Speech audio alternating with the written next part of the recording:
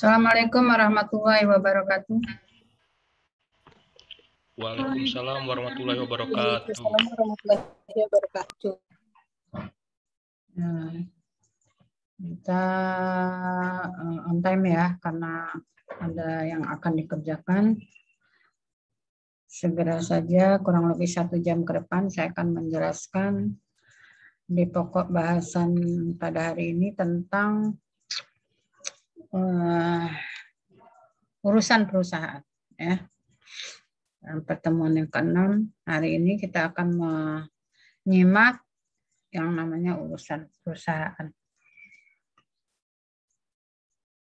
Baik, sebelum saya mulai, saya persilakan Anda bergabung dulu. Agak cepat sedikit dibuka kameranya.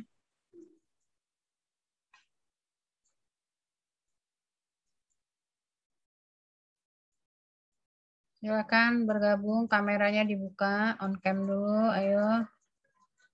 Supaya saya bisa cepat menjelaskan. Pukul 11 kurang lebih sudah harus selesai.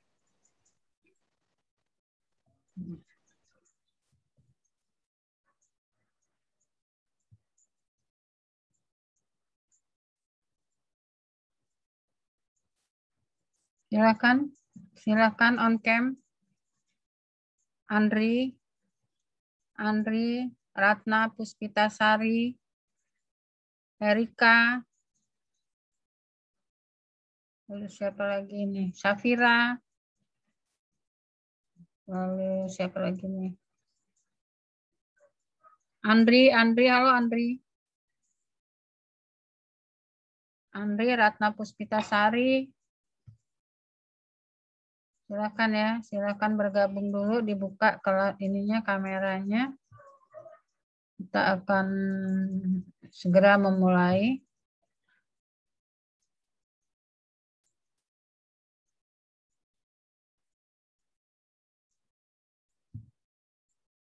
Baik ya, kita mulai. Assalamualaikum warahmatullahi wabarakatuh. Waalaikumsalam warahmatullahi wabarakatuh. Selamat pagi, Bu. Selamat pagi dan sejahtera untuk kita semuanya. Semoga kita dalam kondisi semuanya sehat, baik-baik saja, tidak kurang suatu apa, sehingga jalannya perkuliahan ini nanti bisa diikuti dengan baik. Ya. Hari ini kita akan bicara tentang urusan perusahaan. Kemarin kita sudah bicara tentang pemimpin perusahaan, lalu pembantu. Lalu mereka ini bekerja adalah dalam rangka menjalankan sebuah perusahaan. Ya. Nah, menjalankan sebuah perusahaan itu artinya pihaknya itu harus memiliki sebuah lembaga yang dikatakan sebagai perusahaan. Ya. Nah, untuk menjalankan kegiatan perusahaan ini, maka ada aspek hukum yang menjadi urusan bagi perusahaan, ya, yang menjadi bagian urusan daripada perusahaan di dalam kegiatannya itu. Ya, nanti akan kita lihat apa saja yang menjadi urusan bagi perusahaan di dalam menjalankan kegiatannya. Oke, saya share screen dulu.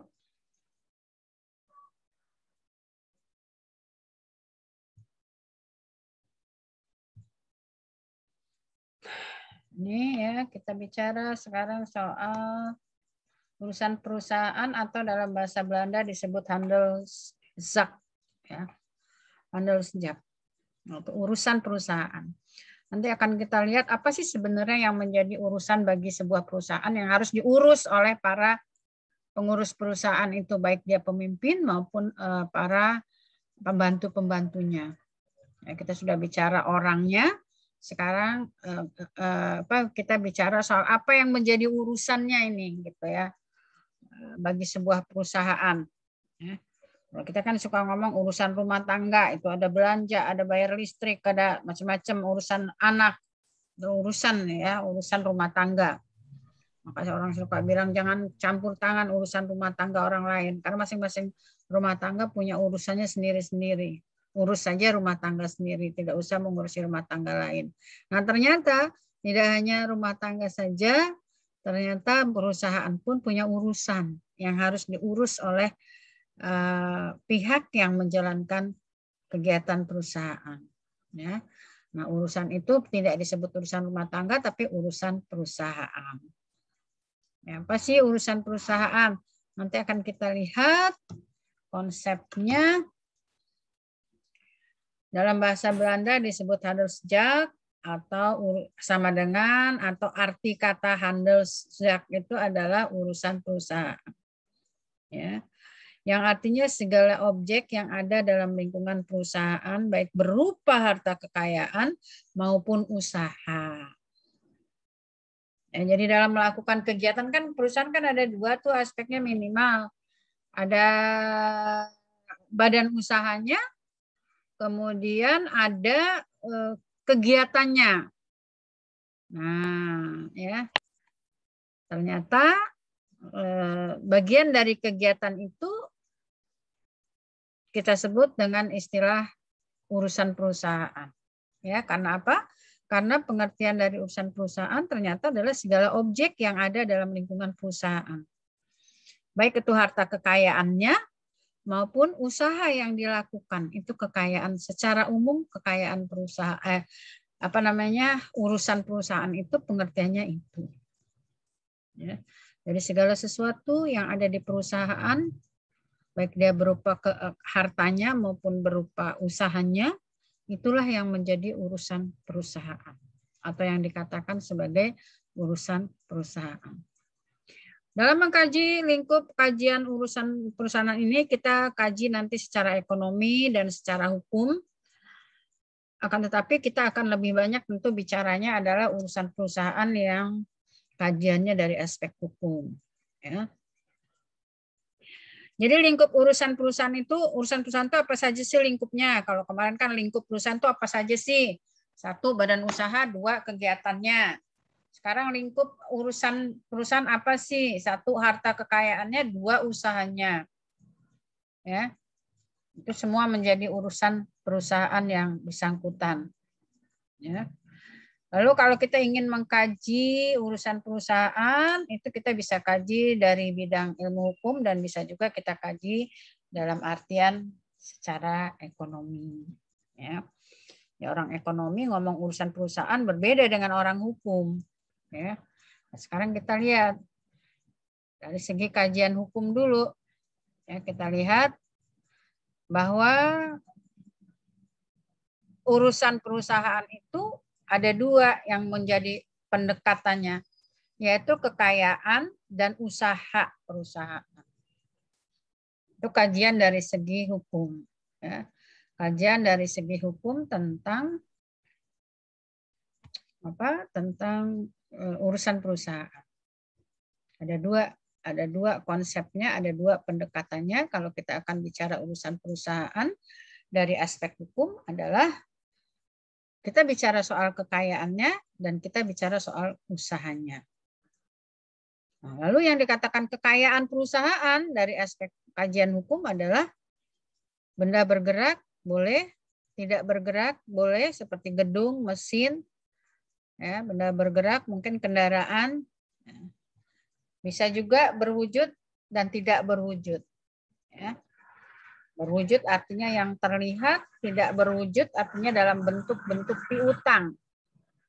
Benda tidak berwujud itu dalam bentuk-bentuk piutang. Bentuk tagihan. Ya. Itu benda tidak berwujud. Jadi kekayaan perusahaan itu ya semua benda ya, baik benda bergerak maupun tidak bergerak, baik yang bergerak itu adalah berwujud maupun tidak berwujud. Gitu ya. Nah, yang tidak berwujud ini adalah bendanya benda bergerak, yaitu piutang. Ya, piutang atau tagihan-tagihan. Manakala perusahaan melakukan hubungan dengan pihak lain kan nanti dia akan menimbulkan kewajiban juga menimbulkan hak. Kewajiban bagi perusahaan itu apa? Ketika dia mempunyai kewajiban harus membayar, maka dia posisinya sebagai debitur. Ketika dia punya kewajiban menagih, Maka dia sebagai kreditur yang punya piutang terhadap debitur yang akan ditagihnya itu. Ya.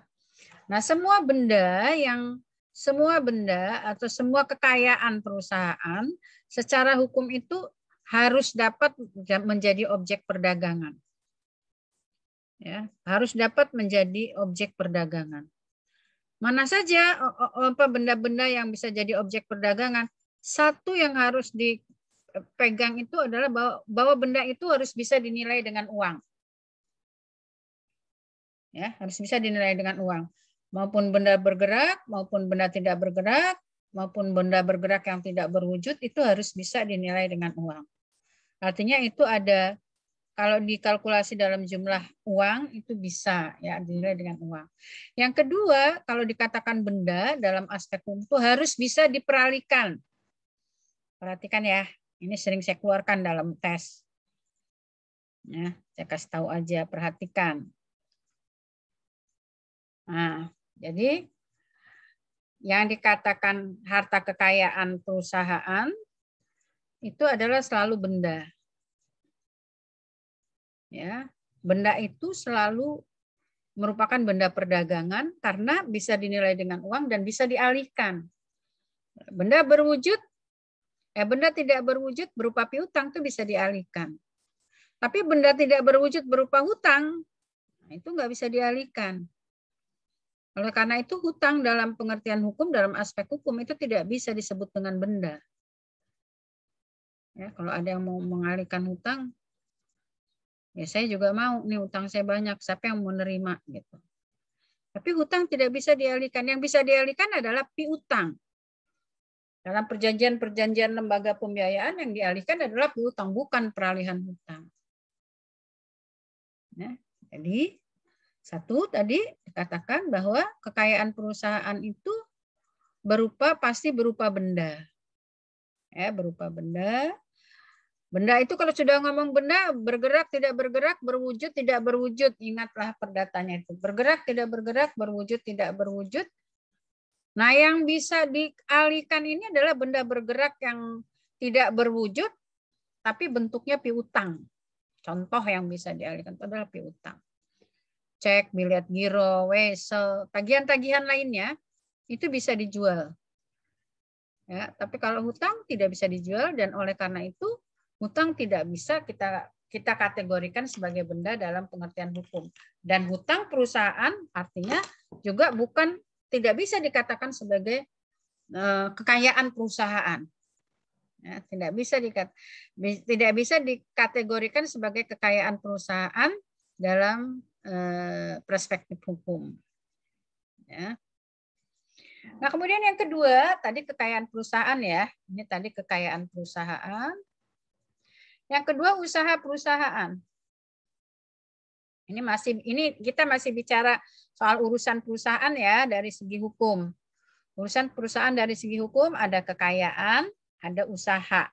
Kekayaan itu tadi setiap benda yang dimiliki oleh perusahaan, baik bergerak, tidak bergerak, berwujud, tidak berwujud, yang bisa diperdagangkan, itu udah menjadi urusan perusahaan. Ya. Lalu usaha perusahaan. Ya. Usaha itu namanya usaha. Usaha adalah kegiatan. Nah, terkait dengan pendekatannya hukum, maka kegiatan itu adalah berupa perbuatan hukum.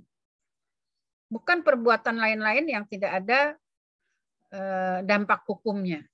Jadi usaha perusahaan adalah perbuatan perusahaan, tapi perbuatan itu merupakan perbuatan hukum. Ya. Apa sih perbuatan hukum, Bu? Nah, kan sudah di perdatanya. Setiap hubungan hukum itu disebabkan karena perjanjian yang pertama. Membuat perjanjian itu adalah melakukan perbuatan hukum. Ya, artinya apa? Artinya setiap perbuatan hukum itu adalah perbuatan yang diatur oleh hukum dan dia akan mempunyai akibat-akibat hukum kalau dia melakukan perbuatan itu. Itu perbuatan hukum. Ya. Perbuatan menandatangani kontrak itu perbuatan hukum tuh. Ya. Perbuatan penyerahan barang, perbuatan hukum tuh. Perbuatan membayar, perbuatan hukum itu. Tapi ada beberapa perbuatan yang emang juga dilakukan, tetapi dia tidak membawa dampak apa-apa gitu ya, tidak membawa akibat hukum ya. Tidak ada hukum yang mengatur tentang perbuatannya itu dan tidak membawa konsekuensi terhadap kewajiban atau hak ketika dia melakukan perbuatan itu. Nah, kalau seperti itu bukan perbuatan hukum. Ya, jadi usaha perusahaan ini termasuk dalam urusan perusahaan, dan usaha perusahaan itu yang pertama adalah perbuatan hukum. Nah, perusahaan itu kan kalau sudah berdiri pasti dia akan berkomunikasi, berkolaborasi dengan perusahaan-perusahaan lain atau dengan konsumennya. Ya, melalui misalnya membuat perjanjian. Nah, itu dia sudah melakukan.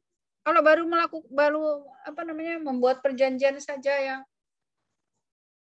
istilahnya baru direncanakan, ya, belum ada kontrak yang ditandatangani, ya berarti dia baru runding-runding saja, itu belum dikatakan melakukan perbuatan hukum. Nah, perbuatan hukum itu adalah apabila itu sudah dilakukan, maka hukum mengatur itu ada akibatnya. Itu perbuatan hukum. Ya, itu perbuatan hukum.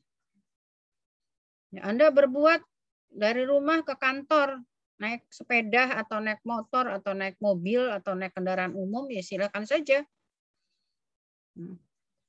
Anda adalah karyawan sebuah perusahaan, tapi ketika Anda melakukan perbuatan itu, apakah itu perbuatan yang dilakukan untuk perusahaan atau bukan gitu. Lalu diatur enggak perjalanan kaki Anda dari rumah sampai ke kantor itu? Ya, tidak mewakili kegiatan perusahaan, maka yang menjadi urusan perusahaan adalah ketika perbuatan itu dilakukan, tapi memang diatur oleh hukum, dan perbuatan itu dilakukan memang untuk kepentingan perusahaan. Produk yang dihasilkan, nah, orang melakukan kegiatan usaha itu kan pasti ada produk. Ya, ada produknya apa?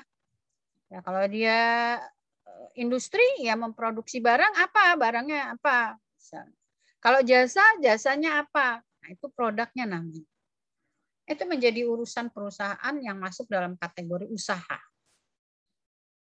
Nah, hasil daripada perbuatan itu, baik itu berupa benda maupun bukan benda. Lalu menguntungkan atau bisa juga merugikan. Tidak harus selalu menguntungkan ya. Bisa jadi perbuatan yang dilakukan itu adalah merugikan perusahaan. Itu pendekatan dari aspek hukum ya, jadi kekayaan perusahaan, usaha perusahaan, kekayaan itu bisa kita pastikan bahwa kekayaan yang menjadi urusan perusahaan adalah berupa benda, baik benda itu bergerak, tidak bergerak, berwujud, tidak berwujud, dan itu harus bisa dijadikan benda perdagangan. Ini juga sekaligus biar tahu ya, benda perdagangan itu apa, yaitu benda yang bisa dinilai dengan uang. Ya, dan bisa dialihkan. Ya, masjid itu bukan benda perdagangan itu. Nggak bisa dialih-alihkan itu masjid, misalnya lembaga-lembaga sosial, nggak bisa dialihkan. Ya. Nah, ini adalah pendekatan atau pemahaman urusan perusahaan dari aspek hukum. Kita lihat sekarang dari kajian secara ekonomi. Sama mengkajinya, yaitu yang menjadi lingkup urusan itu adalah kekayaan dan usaha. Sama kan? Kekayaan perusahaan dan usaha. Nah, kekayaan perusahaan dari segi ekonomi tidak mesti harus benda. Kalau dari hukum tadi harus benda yang bisa dialihkan, karena itu merupakan benda perdagangan. Kalau secara ekonomi memandangnya, yang namanya harta kekayaan itu, harta kekayaan perusahaan, adalah sumber dari keuntungan dan juga bisa jadi menjadi sumber kerugian, sama. Tapi dia tidak mesti harus benda. Mungkin orangnya, ya, SDM-nya bagus-bagus misalnya. Ya. SDM-nya bagus-bagus, SDM-nya mumpuni misalnya. Itu kekayaan perusahaan dari aspek ekonomi. Ya. Tapi kalau dari aspek hukum, kekayaan perusahaan haruslah benda. Ya. Benda juga harus benda perdagangan. Ya, ini benda yang dapat dialihkan dan dapat dinilai dengan uang. Nah, kalau secara ekonomi ternyata tidak. Ya, ternyata kalau secara ekonomi itu yang penting apa yang bisa menjadi sumber keuntungan dan bisa berdampak terhadap kerugian itu adalah kekayaan perusahaan. Bisa jadi dia benda, bisa jadi dia manusianya. Ya. Manusianya mumpuni, hebat, pinter, teknologinya canggih, mikirnya pinter. Oh, bisa jadi nih jadi sumber harta kekayaan yang menguntungkan perusahaan. Tapi begitu lagi merekrut pegawai ternyata salah. Gitu ya. Yang direkrut orangnya tidak kualitasnya tidak baik misalnya. Dia bukan membantu perusahaan bagaimana perusahaan untung, malah dia kerjanya cuman melakukan hal-hal yang bisa menjadi sumber kerugian bagi perusahaan. Nah, intinya kalau dia dari segi ekonomi, bahwa kekayaan perusahaan itu tidak harus barang, itu bedanya. Ya, kalau dari aspek hukum, kekayaan perusahaan itu harus berbentuk barang. Barang itu bisa benda berwujud, tidak berwujud, bergerak, tidak bergerak. Ya, gitu. Dan itu harus terkategori ke dalam benda-benda perdagangan yang bisa diperalihkan.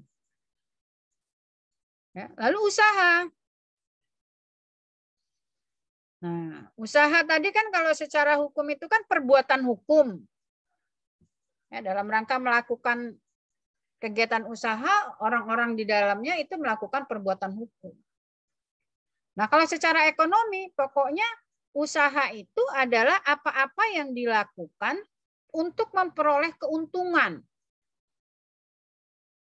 Ya, untuk memperoleh keuntungan.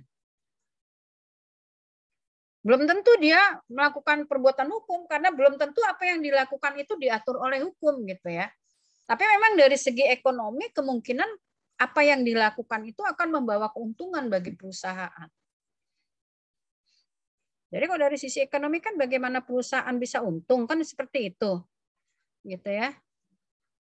Kajiannya kan beda, sisi pandangnya beda. Gitu ya.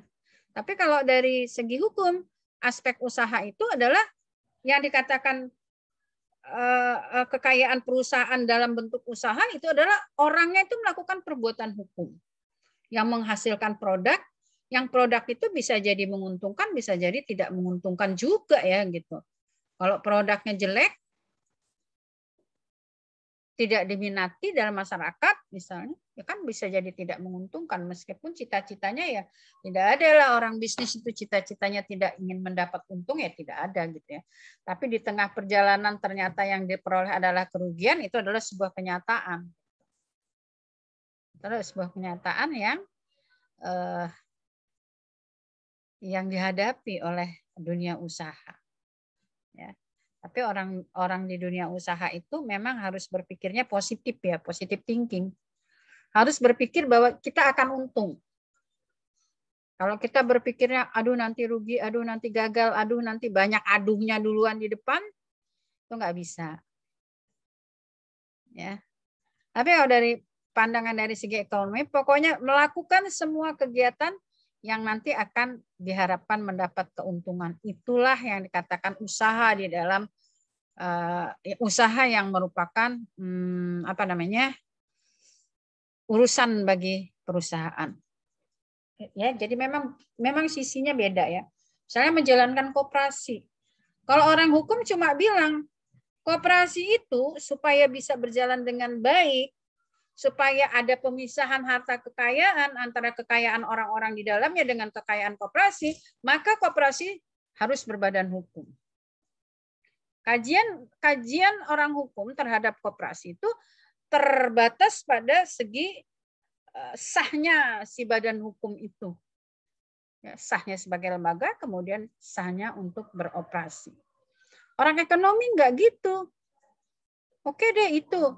Tapi yang paling penting adalah bagaimana koperasi maju gitu. Kalau sudah sah, udah ada izin operasional, emang mau ngapain? Kalau orang usaha bukan mencari untung ya pasti mencari untung gitu.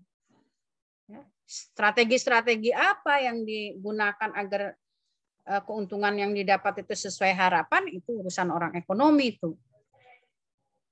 Ya. Pakai strategi apa sih kok bisa usahanya cepet banget tuh? Jangan tanya sama anak fakultas hukum, tanya sama anak fakultas ekonomi. Nanti kalau ketika Anda sudah terjun ke dunia wirausaha, mungkin Anda ada pengetahuan itu berdasarkan pengalaman gitu. Ya, tapi yang pasti kalau orang ekonomi itu ya bicaranya untuk kalau menjalankan usaha ya bicaranya bagaimana perusahaan bisa maju gitu. Kalau orang hukum enggak, apa dasar hukumnya kita melakukan perbuatan itu? Jangan salah gitu. Kalau nanti kita melakukan perbuatan ketika itu tiba-tiba hukum mengaturnya nggak boleh, ayo loh gimana? Nah, memang kedua-duanya tidak ada yang lebih baik, berarti kedua-duanya harus kolaborasi, harus dijalankan secara bersama-sama. Berpegang pada hukum saja ya, perusahaan mau carinya untung, ngutek-ngutek di dasar hukum aja ya piye gitu. Tapi bicara soal keuntungan saja, melanggar etika bisnis, melanggar aturan main, yang nggak benar juga gitu. Itu ya.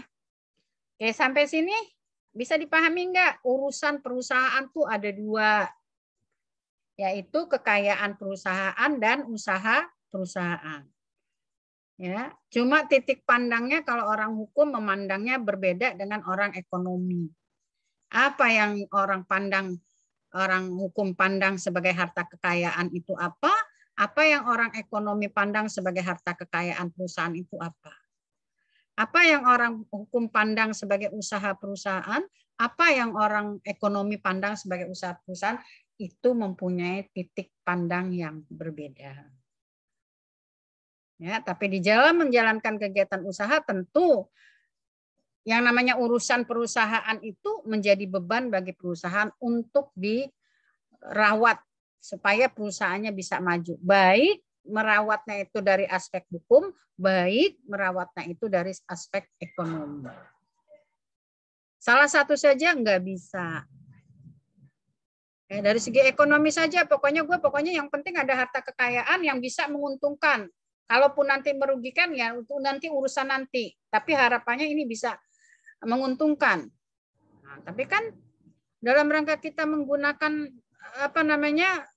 kekayaan perusahaan itu kan juga harus mengikuti tata tertib ya.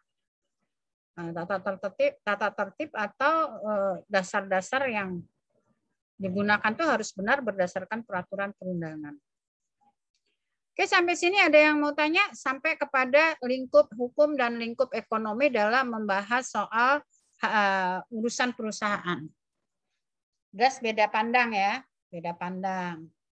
Yang harus Anda tahu. Saya tunggu kalau ada pertanyaannya. Jadi setelah kita mengetahui, sambil disimpan dulu pertanyaannya, kalau nanti ada yang mau tanya silakan ya, di-cut saja. Setelah kita mengetahui tadi, sekarang kita balik lagi ke pengertian hukum. Tadi pengertian ekonominya hanya pembanding. Kita tidak perlu banyak-banyak bicara soal menatap urusan perusahaan ini dari aspek ekonomi. Karena itu bukan bidang kita. Ya, cukup mengetahui bahwa kalau orang ekonomi memandang urusan perusahaan itu seperti itu gitu. Kalau kita beda lagi. Kita pandang yang jadi urusan perusahaan itu adalah harta kekayaan itu adalah benda gitu. Ya, ini benda semua jenisnya yang terkategori ke dalam benda perdagangan yang bisa dialihkan. Lalu usaha itu adalah perbuatan hukum dan hasilnya dari perbuatan hukum itu hasilnya apa gitu. Itu orang hukum bilang. Kalau dia perbuatan hukumnya membuat kontrak, maka hasilnya adalah hak dan kewajiban. Ya. Gitu. Ya. Juga termasuk ke dalam produk yang dihasilkan, karena itu nanti akan menghasilkan barang, benda. Apakah produk-produk yang dihasilkan itu berupa benda yang diperbolehkan oleh hukum? Itu orang hukum tuh ya kayak gitulah ya berpikirnya. Maka kalau mau bicara dengan orang hukum tuh agak repotnya karena selalu ditanya dasar hukumnya apa gitu. Orang udah keburu mau cari untung cepet-cepet, kita masih kutek-kutek Ini ada dasarnya nggak kalau kita nganuin ini, boleh nggak ini? Kalau izin operasionalnya begini, kita melakukan seperti ini, boleh apa nggak ini? Nah, itu kan orang hukum kan begitu ya. Nah, tapi ya memang tadi harus dikolaborasi, nggak bisa. Salah satu saja nggak bisa gitu ya. Oke, sekarang kita masuk ke dalam, misalnya tadi sudah ya, tatapan kita memandang urusan perusahaan baik secara hukum maupun secara ekonomi. Nah, sekarang kita lihat kekayaan perusahaan ini mudah kita sudah berorientasi kepada masalah hukumnya ya. Pandangan hukumnya. Pengertiannya adalah kekayaan benda milik perusahaan mempunyai nilai ekonomi. Tadi mempunyai nilai ekonomi itu adalah punya nilai uang ya. Bisa diakui dan dilindungi oleh hukum. Diakui dan dilindungi oleh hukum itu bahwa yang namanya benda itu ada pengaturannya. Benda bergerak, benda tidak bergerak, itu bisa dialihkan. Kemudian dialihkannya itu dengan cara apa? Nah, itu ada yang mengaturnya. Untuk benda-benda tidak bergerak, nanti akan tunduk kepada Undang-Undang Agraria. Benda-benda bergerak akan tunduk kepada pasal 613 KUH Perdata. Ya. Nah, itu ya. Jadi pengertiannya adalah berupa benda ya. Benda, kemudian meliputi barang dan hak. Barang adalah benda berwujud, hak adalah benda tidak berwujud. Ini sama sih sebenarnya ya kategorinya. Ini bercerita tentang barang tadi ya. Jadi bahwa kekayaan perusahaan itu secara hukum tadi saya ulangin lagi adalah selalu barang ya, selalu barang yang mempunyai nilai dagang atau nilai ekonomi dan dapat dialihkan. Dah itu aja deh pegang. Itu kekayaan perusahaan berdasarkan aspek hukum. Ya.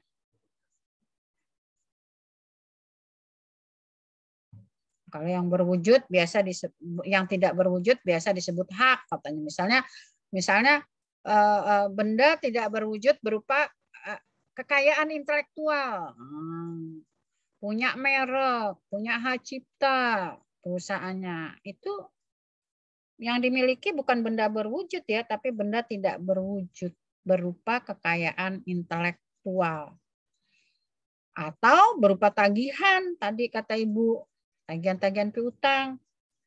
Nah, itu semua hak ya, bukan benda itu, tapi bukan benda berwujud ya, tapi itu masuk ke dalam benda tidak berwujud. Kita punya tagihan, kalau kita punya suratnya misalnya surat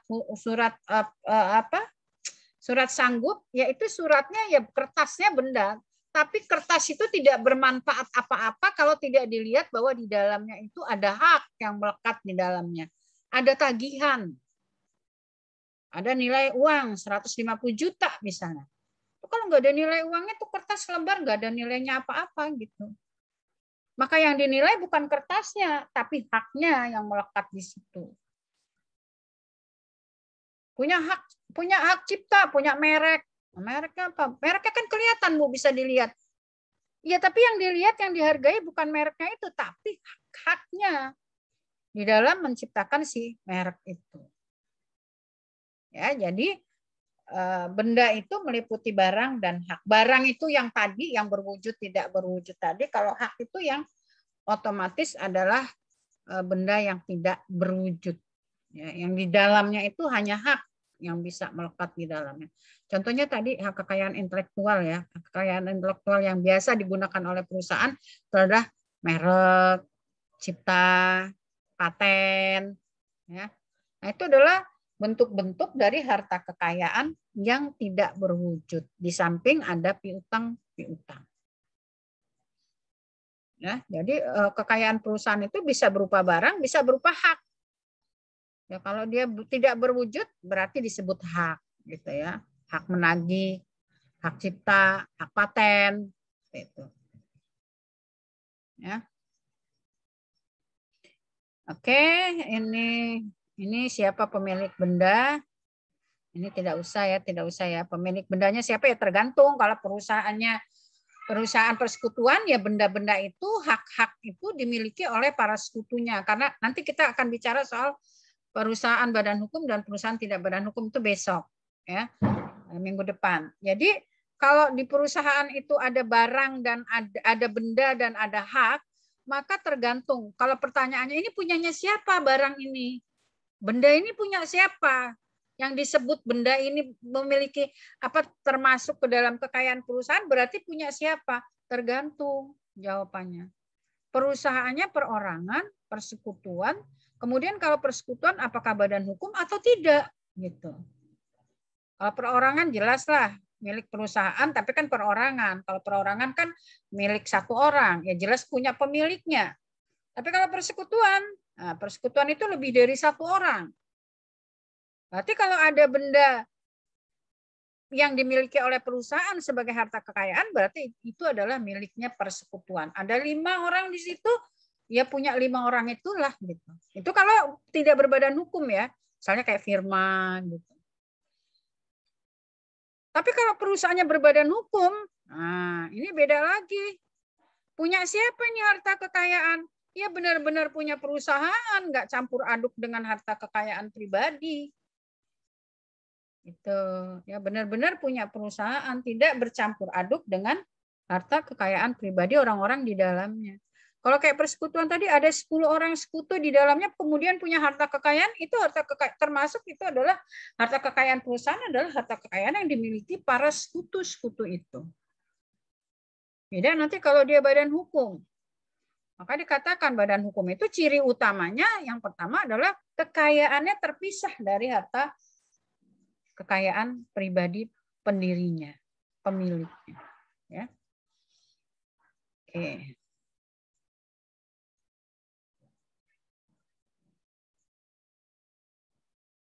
Tidak usah. Ini tadi sudah ya, sudah saya jelaskan. Klasifikasi kekayaan, benda berwujud. Berwujud itu berarti secara hukum terlihat ya, terlihat oleh mata. Ya, pokoknya benda semua yang bisa dilihat oleh mata dan itu dimiliki oleh perusahaan, itulah termasuk dengan harta kekayaan perusahaan. Baik itu komputer, televisi, mobil, segala macam yang dimiliki oleh perusahaan. Ya. Kemudian ada benda yang tidak berwujud. Nah ini tadi ya saya sudah berikan contoh. Misalnya HKI, hak kekayaan intelektual ya. HKI itu hak kekayaan intelektual. Dan piutang. Ya. Hak cipta ini HKI ya. Hak gadai, paten, ini juga HKI. Ya. Benda tak bergerak tapi berwujud. Bisa dilihat, tapi nggak bisa bergerak-gerak. Dia diam saja di situ. Tanah, rumah, gedung. Termasuk dalam KUHD ada ukuran kapal tertentu yang bisa terkategori ke dalam benda tidak bergerak. Ya, misalnya perusahaannya punya kapal yang memenuhi ukuran tertentu dalam KUHD, maka itu bisa masuk dalam kategori benda tidak bergerak. Ya. Nah, kenapa benda itu harus dipisah-pisah gitu? Kenapa kan sih udah sih benda gitu aja? Kenapa mesti harus benda bergerak berwujud, benda bergerak tidak berwujud, bikin bingung aja gitu ya? Kenapa nggak sudah sih benda saja gitu? Nggak usah diklasifikasikan begitu. Oh ternyata hukumnya itu mengatur bahwa antara benda berwujud tidak berwujud, antara benda berwujud yang bergerak, antara benda bergerak tidak bergerak, antara yang berwujud dengan tidak berwujud, itu ngatur cara ngalihinya itu beda gitu. Nah, itulah di situ aspek hukumnya. Kalau tanah mau dijual, cara mengalihkannya beda. Apa yang dialihkan? Emang tanah digotong-gotong? Enggak, ada caranya bagaimana mengalihkan jual beli tanah. Kalau benda bergerak, gimana cara mengalihkannya? Cukup mengalihkan benda itu dari pemilik semula kepada pemilik berikutnya. Nggak perlu pembuktian apa-apa. Kalaupun kamu beli TV di toko itu perlu nota, itu hanya nota pembelian ya. Tapi itu bukan cara pengalihan harus pakai nota, itu hukum tidak mengatur seperti itu. Ya. Hukumnya mengatur kalau Anda beli HP, ya Anda beli HP misalnya, hukumnya cuma mengatur nanti cara peralihannya. Kalau ini udah dibayar, maka cara pengalihannya toko HP-nya cukup menyerahkan ini kepada Anda. Untuk benda bergerak yang berwujud seperti HP, contohnya, itu mengalihkannya cukup mengalihkan dari tangan ke tangan bagi pihak yang terlibat dalam transaksi. Kalau benda tidak bergerak, ada caranya. Piutang, beda lagi. Piutang ada 3 loh caranya. Tergantung, apa piutangnya atas nama, apa piutangnya atas tunjuk, apa piutangnya atas pengganti. Ya, tagihan-tagihan itu ngalihinnya beda-beda. Ya. Jadi kalau piutang atas nama sama dengan benda berwujud ini. Sama dengan bergerak tidak bergerak dan berwujud. Ya, ngalihin piutang atas tunjuk ya seperti itu. Tidak bernama ya.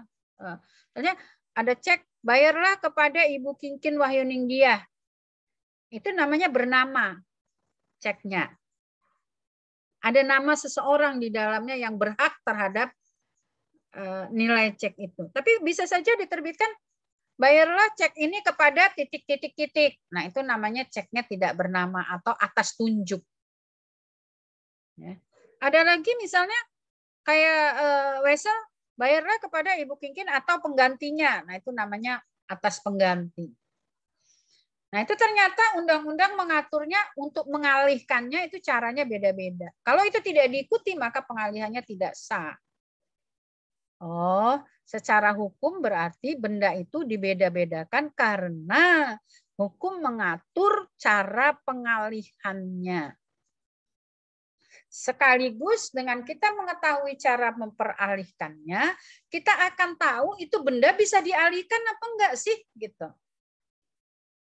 Catat ya, catat ini. Benda dari mana kita bisa mengetahui benda itu bisa dialihkan atau tidak? Tadi kan dikatakan bahwa benda ekonomi itu adalah benda yang bisa diperdagangkan, yang bisa dinilai dengan uang, yang bisa diperalihkan.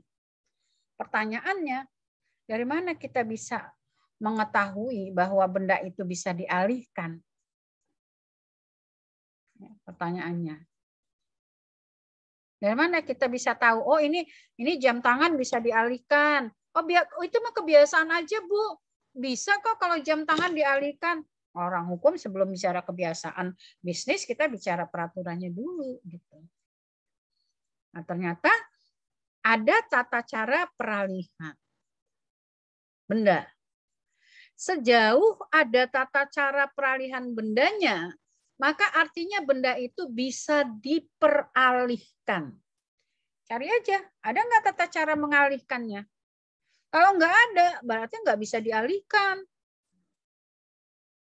Ya, tadi ibu contohkan misalnya hutang.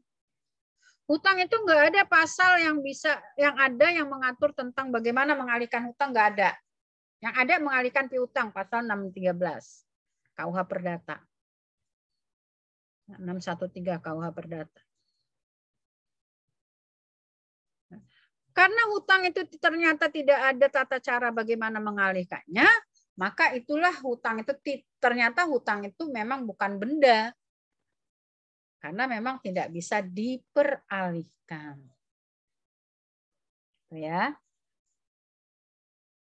Oke, saya agak cepat ya soalnya nih ada perlu juga, kemudian juga hari Jumat. Nah, ini cara pengalihannya. Benda bergerak dan berwujud dialihkan dari tangan ke tangan. Ini tadi ya, kayak contohnya HP, TV, kulkas. Itu benda bergerak tak berwujud kalau dibeli terus pengalihannya penyerahan barangnya itu mengalihkannya kita ngambil di pasal 612. Dari tangan ke tangan, ya. Komputernya dilepas kepada pembeli, TV diserahkan kepada pembeli, cukup dengan menyerahkan itu. Kalaupun Anda meminta nota pembelian, itu tidak diatur dalam peraturan. Hanya untuk bukti saja bagi Anda bahwa Anda sudah bayar. Bukti tertulis bagi Anda bahwa Anda sudah bayar. Tapi bukan bukti pengalihan barang.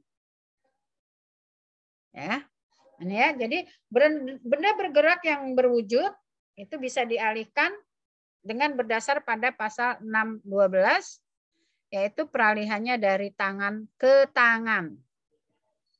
Jadi kalau Anda mau beli benda berwujud, mau beli laptop punya teman Anda, Itu Anda nggak perlu tanya mana surat lu beli komputer nih zaman dulu. Ya nggak usah ditanya gitu.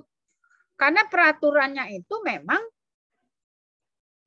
peralihannya dari tangan ke tangan. Memang ada kelemahan. Kalau ini jatuh ke tangan orang yang tidak berhak, misalnya komputer tuh dapat nyuri. Nah, itu. Tapi si pembeli itu harus dihitung sebagai orang yang beritikat baik, kecuali bisa dibuktikan sebaliknya. Makanya kita nggak perlu tanya-tanya, lu dapat dari mana? Jangan-jangan dapat nyuri, jangan-jangan ini. Ya kalau lu udah curiga dapat nyuri, lu jangan beli gitu. Kalau udah tahu bahwa teman suka mencuri atau memang itu pencuri, kemudian kau beli juga barangnya, berarti Anda tidak punya itikat baik. Malahan Anda nanti bisa kena pasal penadahan gitu. Tuh, ya. Jadi secara perdata bahwa mengalihkan benda berwujud itu cukup dari tangan ke tangan. Anda mau beli apa namanya nih? Aduh, apa sih HP? Temanmu kehabisan duit misalnya, punya HP-nya mahal, lumayan mahal sih gitu. Beli misalnya 24 juta, udahlah gue gantiin aja lah 10 juta aja nih, baru beli kemarin, cuman gue kehabisan duit gitu. Ya, boleh jadi Anda bertanya nggak apa-apa. Mana kwitansinya yang kamu beli bang kemarin? Boleh untuk jaga-jaga ya, untuk mengamankan diri. Tapi kalau kita bicara aspek hukum, sebetulnya Anda dilindungi dari bahwa Anda itu sebagai orang yang beritikat baik, kecuali Anda mengetahui sebaliknya. Jadi ya udah sini 10 juta, udah cukup aja Anda ambil HP-nya, Anda bayar 10 juta. Kalau Anda mau minta kwitansi dari dia bahwa sebagai bukti Anda itu membeli bukan mencuri yang punya dia, itu lain masalah. Itu menjadi bukti tertulis bagi kamu bahwa telah terjadi transaksi jual beli antara kamu dengan temanmu. Gitu. Ya. Lalu benda bergerak tidak berwujud. Ya. Kalau benda bergerak tidak berwujud itu HKI, nanti kita lihat undang-undang HKI-nya. Ya, seperti merek, hak cipta, paten, dan lain-lain, itu nanti kita lihat lebih jauh ke dalam peraturannya. Tapi pada prinsipnya, kalau benda itu bergerak tapi tidak berwujud, bergerak artinya bisa dipindah tangankan dari satu tangan ke tangan yang lain ya. Tapi tidak berwujud, nggak bisa dilihat. Hak cipta itu apa sih? Loh kan bukunya ada, Bu. Ciptaannya ada. Bukunya iya. Tapi hak ciptanya itu ya, yang merupakan kekayaan intelektual, itu yang disebut dengan benda tidak berwujud. Ya. Nah, kalau kategorinya benda tidak berwujud, maka pengalihannya itu adalah ada cara-cara tertentu. Ya. Seperti ini tadi, ini ada contoh cek biliet giro, ini hanya contohnya saja, dari tangan ke tangan. Cek biliet giro, ini dari tangan ke tangan kalau di atas tunjuk ya, kalau di atas pengganti itu beda lagi caranya dengan endorsement. Ya. Kalau dia atas nama, beda lagi. Ya, caranya adalah dengan pembuatan akta mengalihkan piutang itu. Ya. Nih, ya. Nih. Oke, sampai sini ada pertanyaan. Izin bertanya, Bu. Ya. Saya Jennifer, izin bertanya, apakah upah pekerja itu berasal dari kekayaan perusahaan, Bu? Jika iya, apakah itu termasuk pengalihan kekayaan perusahaan, Bu? Terima kasih, Bu. Pulang kemana? Bentar, Jennifer. Ya, Bu.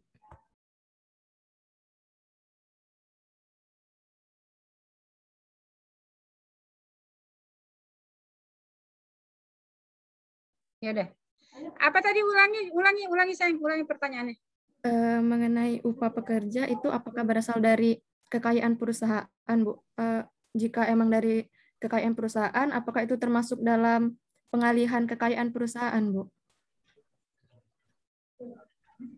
Kekayaan perusahaan untuk membayar karyawan gitu.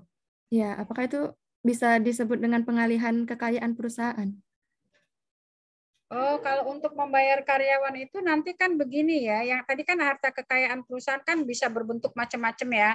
Nah, itu kan harta kekayaan perusahaan. Kemudian nanti harta kekayaan perusahaan itu kan ada yang berbentuk modal ya, ada yang berbentuk apa namanya biaya operasional perusahaan. Nah, itu yang untuk membayar karyawan ya. Kalau udah perusahaannya bangkrut banget, baru nanti dinyatakan tidak mampu membayar, nah kemungkinan harta kekayaan perusahaan ini akan digunakan, gitu ya.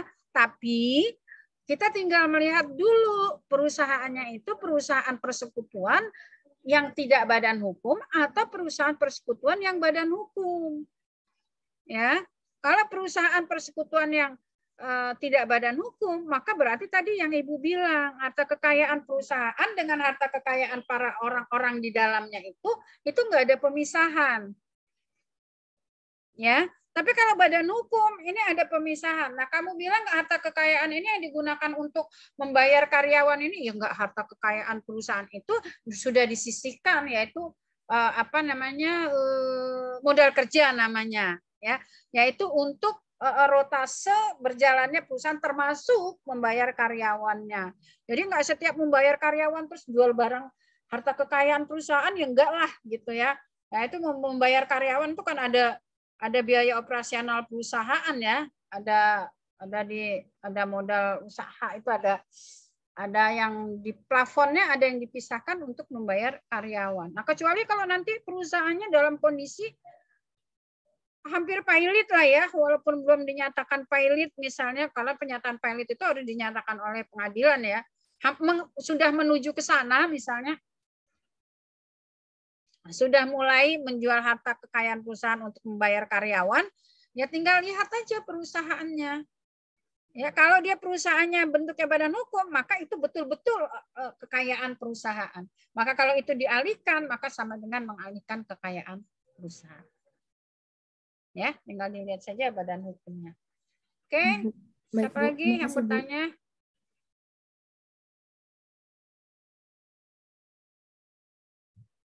Ada nggak yang tanya lagi? Nih dia nih. Ini tadi nih yang ditanyanya nih barusan nih. Kekayaan perusahaan adalah benda yang dapat dialihkan menurut hukum, ya, bisa berupa modal perusahaan, berupa uang tunai, ya. Nah, itu kan ada uangnya kan.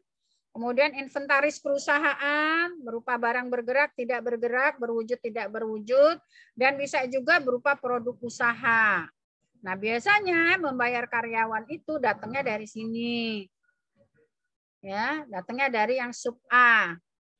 Ya, tapi itu memang sudah diplafonkan untuk digunakan untuk pembayaran karyawan. Nah, kalau sampai barang inventaris ini dijual untuk membayar karyawan, itu kalau kondisi perusahaannya biasanya udah menurun, sudah hampir yang poin A ini tidak bisa lagi untuk membayar karyawannya. Seperti itu, ya. Udah, ini tadi penyerahan dari tangan ke tangannya sudah. Usaha, perusahaan. Tadi ya yang secara hukum kita ulangi lagi, yaitu perbuatan hukum yang merupakan kontrak dengan pihak ketiga, itu pasti ya, karena perusahaan tidak bisa bekerja sendiri. Pasti dia melakukan hubungan hukum dengan pihak lain. Produk dari kontrak itu juga termasuk usaha. Produk itu bisa utang, bisa piutang. Ya. Bisa juga berupa barang-barang yang diproduksi. Ya, bisa juga berupa merek. Itu semua adalah produk yang dikatakan sebagai usaha perusahaan.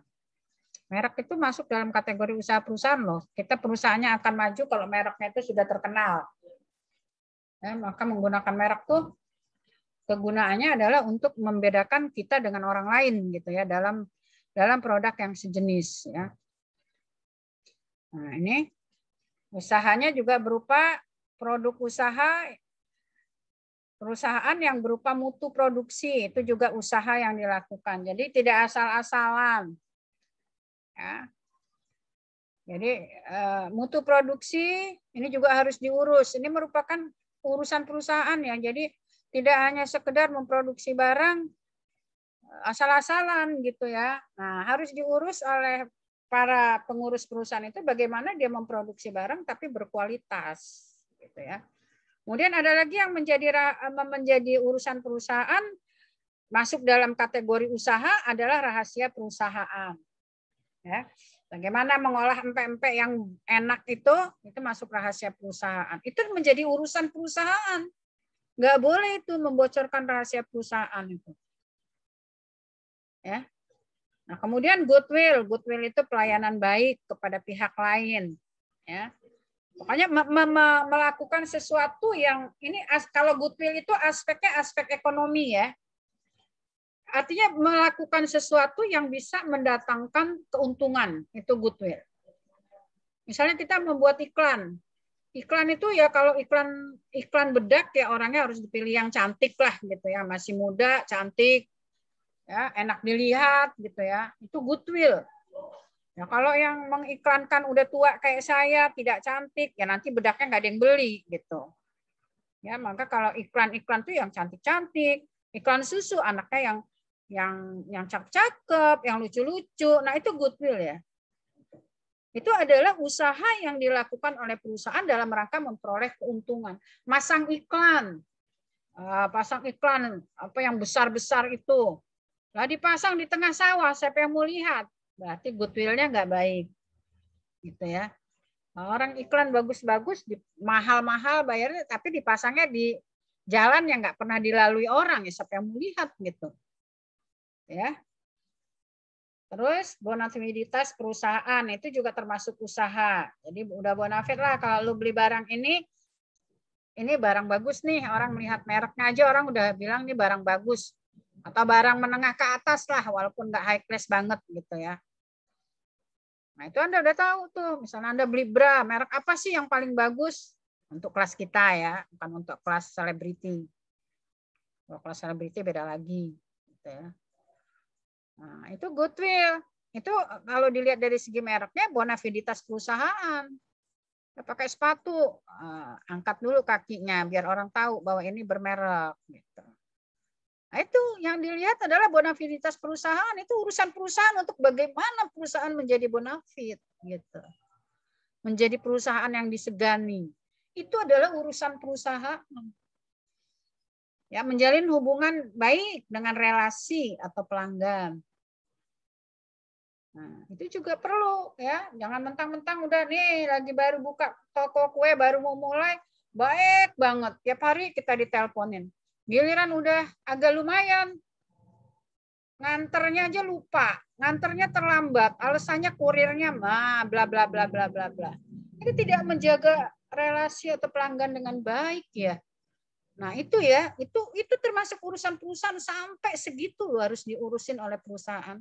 Jangan main-main kalau konsumen pergi satu-satu gegara Anda tidak mengurusi pelanggan, gitu. Jangan berharap barangnya akan dibeli oleh orang lain kalau goodwill-mu tak baik gitu. Itu urusan perusahaan untuk bagaimana, makanya kan pekerjaan pembuatan iklan itu kan bayarannya mahal. Gimana sih membuat iklan yang menarik? Itu sampai perusahaan itu rela bayar mahal-mahal itu supaya produknya laku. Gitu. Ya. Nah, itu adalah usaha perusahaan. Ini yang kita ngoceh-ngoceh ini dari aspek hukum ya. Tapi tadi ini nyelip, goodwill itu adalah kalau dari aspek ekonominya itu adalah segala sesuatu yang dilakukan demi untuk kemajuan perusahaan itu goodwill. Ya. Nah, sekarang kenapa hutang itu tidak dapat dialihkan? Tadi sudah ya. Sudah saya jelaskan karena hutang itu adalah beban. Ya. Beban, bukan tagihan tapi beban. Ya, bukan yang menguntungkan malah merugikan. Ya, itu. Jadi hutang itu tidak dapat dialihkan dan selain itu yang paling pasti adalah tidak ada ketentuan tentang bagaimana mengalihkan hutang. Nah, hutang baru bisa dialihkan kalau perusahaannya dijual. Jadi digotong bareng-bareng dengan perusahaannya baru hutangnya bisa dialihkan, dipegang oleh pemegang perusahaan yang baru. Tapi kalau hutangnya saja yang dijual nggak bisa. Dan oleh karena itu tadi ya, hutang itu tidak termasuk benda dalam pengertian ekonomi. Secara hukum, hutang bukanlah benda. Ya. Goodwill, udah saya jelasin tadi ya. Dari segi ekonomi, goodwill adalah benda tidak berwujud hasil kemajuan perusahaan sebagai nilai lebih. Ya, bagaimana melakukan sesuatu agar perusahaan itu mempunyai nilai lebih, baik dari segi bonafiditasnya, baik dari segi pelayanannya, baik dari segi jalinan hubungan dengan para pelanggan atau relasinya seperti itu ya. Goodwill ini sangat penting di dalam sebuah perusahaan. Itu tadi Ibu contohkan ya. Kalau baru buka toko sedikit, dia masih baik nih dengan semua pelanggan di WA-nya. Nah ini udah terjadi nih, baru aja terjadi juga dengan kita gitu ya. Begitu dia udah agak maju, pelanggan udah banyak, apalagi yang pengordernya itu sekarang udah dalam jumlah besar-besar, dia mulai lupa sama kita yang dia WA pertama untuk menjual beli secara perorangan. Saya kasih saran, kalau Anda sudah jadi pengusaha yang berhasil, tidak mau mengecewakan konsumen, lebih baik Anda bilang saja bahwa Anda tidak melayani lagi pemesanan perorangan gitu, karena sudah melayani yang misalnya level borongan misalnya gitu. Jadi orang tidak kecewa gitu ya. Orang mau pesan makanan, mau untuk snack sore, diantarnya jam 6 sore. Lalu untuk apa lagi? Yang ada makanan itu gue lempar juga gitu kan. Nggak mau ngopi sore diantar jam 6, udah mau makan sore. Nah, udah gitu pernah juga nggak diantar gara-gara katanya lupa. Telat nganter gara-gara katanya kurirnya. Nah ini berbagai alasan, Anda 1000 alasan silakan saja lah gitu ya. Tapi Anda sebagai seorang pengusaha itu sudah goodwill-nya sudah tidak baik. Tinggal tunggu saja. Baru naik sedikit, tunggu saja turunnya lagi gitu ya. Tidak sempat sampai. Nah kalau yang perusahaan yang baik, ini urusan perusahaan terutama yang berupa goodwill ini harus dia jaga-jaga betul ini. Ini tadi ya, goodwill itu bisa terjadi karena hubungan baik dengan konsumen. Kemudian perusahaan manajemennya bagus, ya tempat menjalankan usahanya bagus, strategis, nggak susah dicapai. Ya makanannya enak, misalnya pelayanan jasanya bagus, tapi kalau mau ke sana jauh, jalanannya nggak bagus, misalnya. Nah ini susah ya. Nah, ini menjadi urusan perusahaan. Nah, goodwill dari segi hukum adalah usaha perusahaan bukan benda. Tadi ya, saya bilang usaha perusahaan yang bukan benda. Karena goodwill tidak bisa diperalihkan. Ya, goodwill tidak bisa diperalihkan. Kalau goodwill mau diperalihkan tadi sama dengan hutang. Cabut semua, bedol desa, perusahaannya dialihkan, baru beserta goodwill-nya, beserta hutangnya, beserta piutangnya, semua digotong. Ya, nah, kita sebagai konsumen udah nggak tahu ini, nggak taunya udah ganti pemilik gitu ya, udah ganti pemilik misalnya. Oke, ada lagi pertanyaan?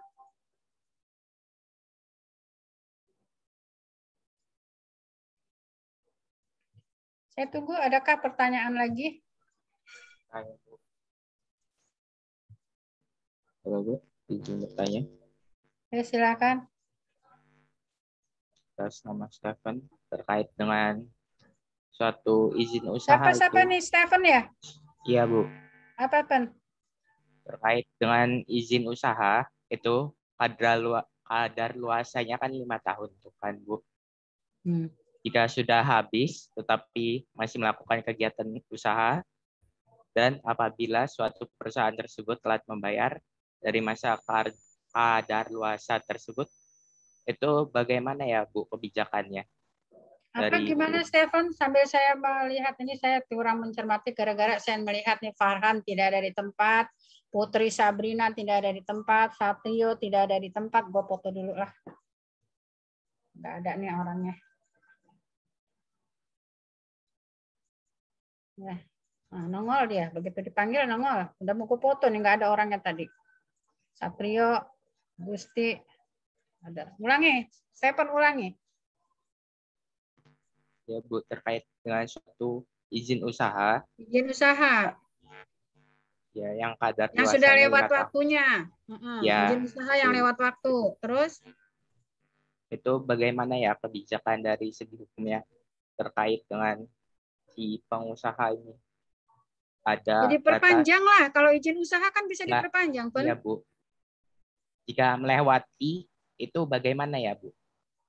Oh, Dari kayak kita kadaluarsa. kalau kayak kita bikin ini ya, kayak kita bikin SIM terus lewat gitu waktunya ya. Ya, Harusnya diperpanjang bulan April lewat kelupaan gitu ya. Atau gimana Bu, yang seperti dimaksud? itu. Iya. Ya, kalau Betul, seperti Bu, itu seperti itu. datang saja ke tempat yang pihak yang mengeluarkan izin usaha, nanti disampaikan saja alasan-alasan untuk kenapa kok jadi terlewat gitu ya. Biasanya nanti terkena hukuman administrasi berupa denda. Oke, Stefan. Tapi kalau senyatanya perusahaan itu memang masih ada dan beroperasi, biasanya diberi untuk perpanjangannya. Halo Stefan. Ya, Bu. Tidur apa Bu. gimana sih kamu? Iya apa Sudah cukup, enggak? Bu. Udah. Ya, Bu, sudah cukup. Sudah. Ya kan kayak kita bikin SIM tuh kan kalau terlambat kita datang saja ke kantor polisi dengan mengajukan alasannya, nanti kantor polisi akan memproses. Pastinya kan nggak mungkin buat dari awal, dia pasti ya pakai proses perpanjangan, cuman karena perpanjangannya itu lewat waktu biasanya ada secara administrasi yang harus diselesaikan. Baik, kalau masih ada silakan, kalau tidak ada lagi pertanyaan saya selesaikan sampai di sini.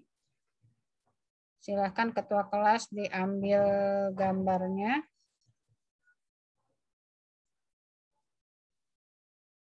Oke, baik, Bu.